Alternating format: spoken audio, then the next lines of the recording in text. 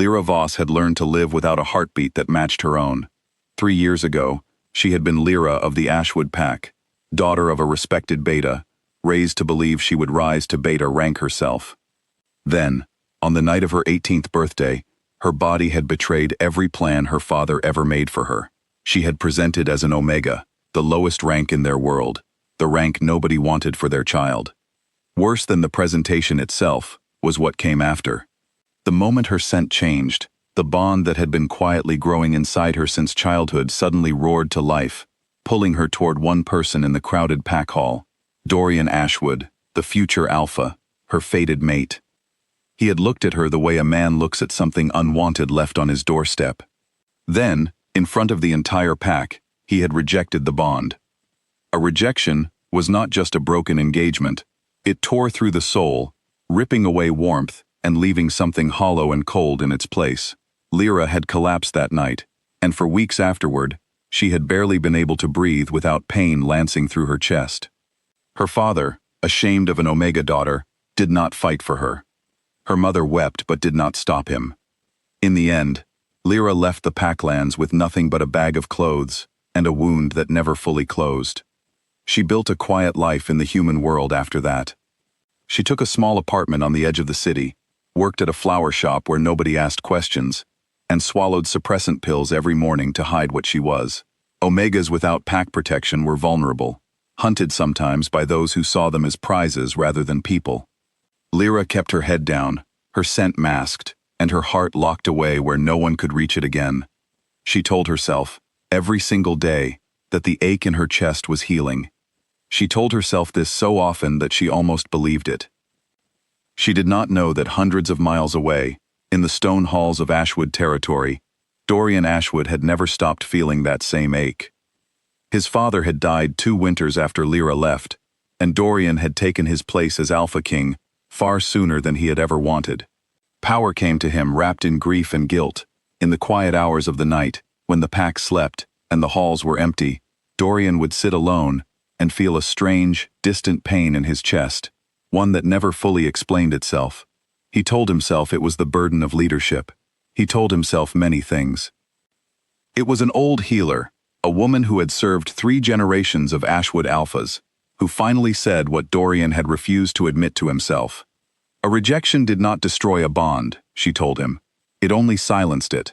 Buried beneath his pride and his fear of showing weakness, the bond between Dorian and Lyra had been alive the entire time, quietly waiting. By the time Dorian understood what he had thrown away, 3 years had already passed, and he had no idea where Lyra had gone. He began searching in secret, unwilling to admit to his advisors that the Alpha King was hunting for the Omega he had once cast aside. He sent trusted scouts into the human cities under the excuse of trade business. He listened for any whisper of her name. Months passed with nothing. Then, on an ordinary evening, everything changed. Lyra had gone to buy more suppressants that night, later than she usually did. Her regular supplier had closed early, and she was forced to visit an unfamiliar shop on the far side of the city, tucked into a narrow street she did not know well. She should have turned back. Something in her instincts, old wolf instincts she rarely allowed herself to trust, told her the street felt wrong. She ignored the feeling, as she often did, and stepped inside.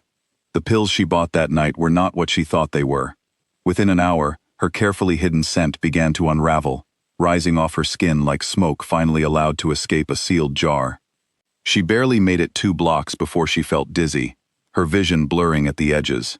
A van pulled up beside her. Rough hands grabbed her before she could scream.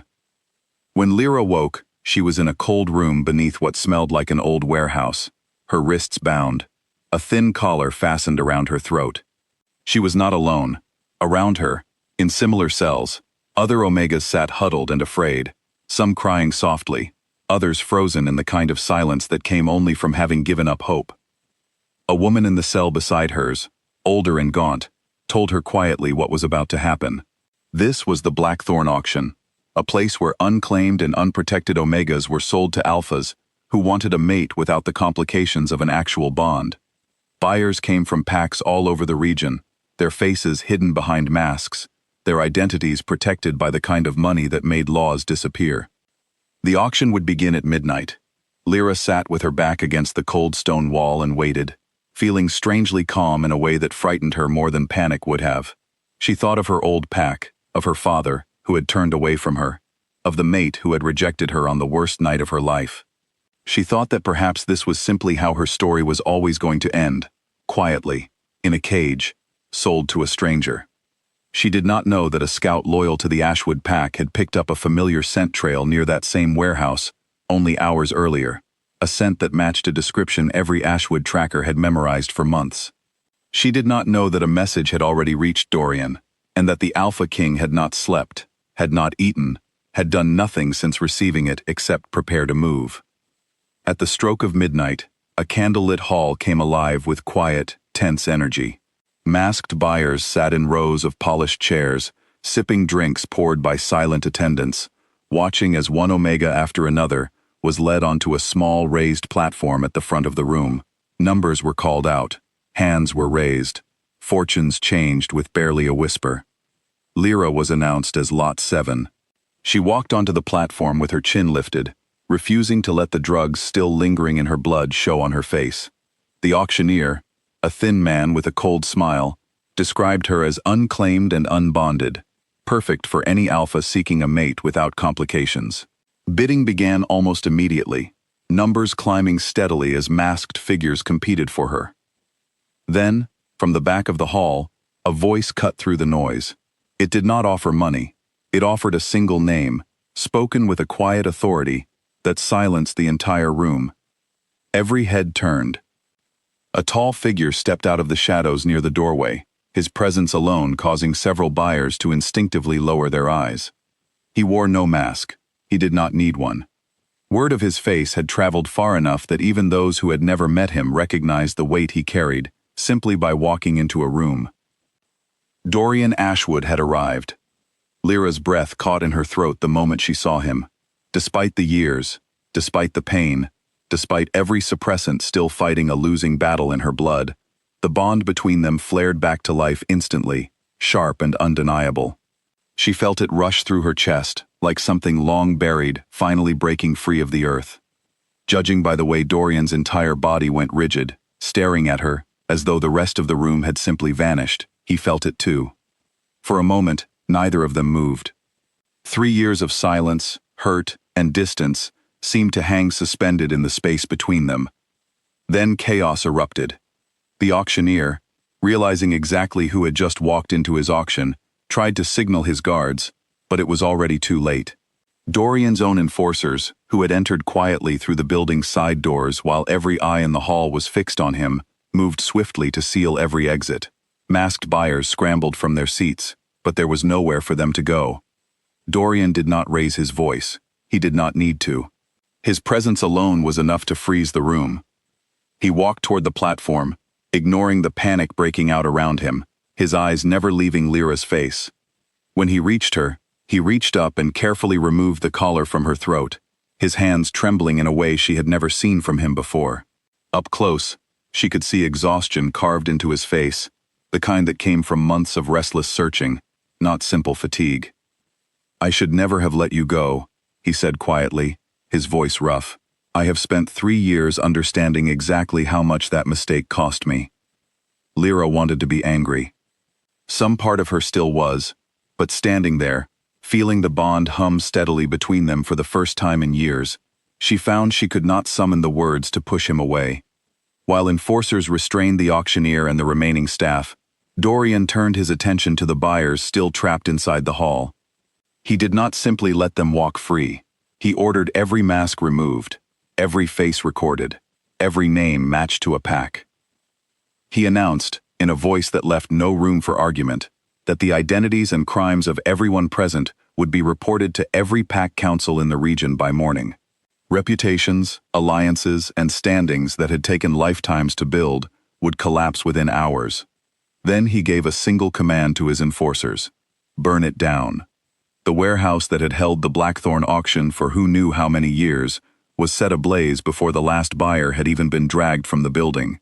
Flames rose into the night sky, visible for miles, a clear and unmistakable message to anyone who had ever considered profiting from the suffering of Omegas like Lyra. By the time the first light of dawn touched the horizon, the auction house was nothing but smoking ruins and ash. The broker who had orchestrated the sales, the man responsible for capturing Lyra and dozens of others like her, was left in no doubt about what would happen if he or anyone connected to him ever attempted anything similar again. Dorian's warning was calm, controlled, and absolute. There would be no second chances. By sunrise, the Blackthorn auction no longer existed in any form. Lyra did not remember much of the journey back to Ashwood territory. The suppressants and drugs still in her system made everything feel soft and distant, like a dream she was watching from just outside herself. She woke hours later in an unfamiliar bed, sunlight streaming gently through tall windows, the scent of home, a home she had once been forced to leave, wrapped around her. Dorian was seated in a chair beside the bed, his eyes red from lack of sleep, watching her the moment she stirred. Neither of them spoke for a long moment. "You rejected me," Lyra finally said quietly, her voice steadier than she expected, in front of everyone. "You let me leave with nothing." "I know," Dorian said. "There is no excuse I can offer that will undo what I did to you that night. I was young, afraid of what an Omega mate meant for how others would see me as future Alpha. I was a coward, and I have paid for that cowardice every single day since, in ways I never imagined possible." Lyra studied his face, searching for any sign of the arrogance that had once dismissed her so easily. She found none. What she found instead was a man worn down by guilt, someone who had spent years chasing a mistake he could never fully repair. "I am not asking you to forgive me tonight," Dorian continued. "I am not even asking you to stay. I only ask that you allow me the chance to prove, over time, that the man who rejected you that night is not the only man I am capable of being." Lyra did not answer right away. The bond between them still pulsed steadily, warm and undeniable. But she understood now that a bond alone was not enough to erase everything that had happened. Trust, she knew, had to be rebuilt slowly, deliberately, with actions rather than words alone. Still, when she looked at the exhaustion in his eyes, the raw honesty in his voice, and remembered the flames rising into the night sky on her behalf, she felt something inside her, something she had thought long dead, begin to stir once again. "I will stay," she said finally, "for now. Not because you have earned my trust back, but because I want to see if you truly can." Dorian nodded slowly, relief and determination mixing in his expression. "That is all I ask," he said quietly. Outside the window, the sun rose fully over Ashwood territory, casting warm light across land that had once cast Lyra out without a second thought. She did not know exactly what the future held between them, whether trust could truly be rebuilt after everything that had been broken. But for the first time in 3 years, she allowed herself to hope that perhaps it could.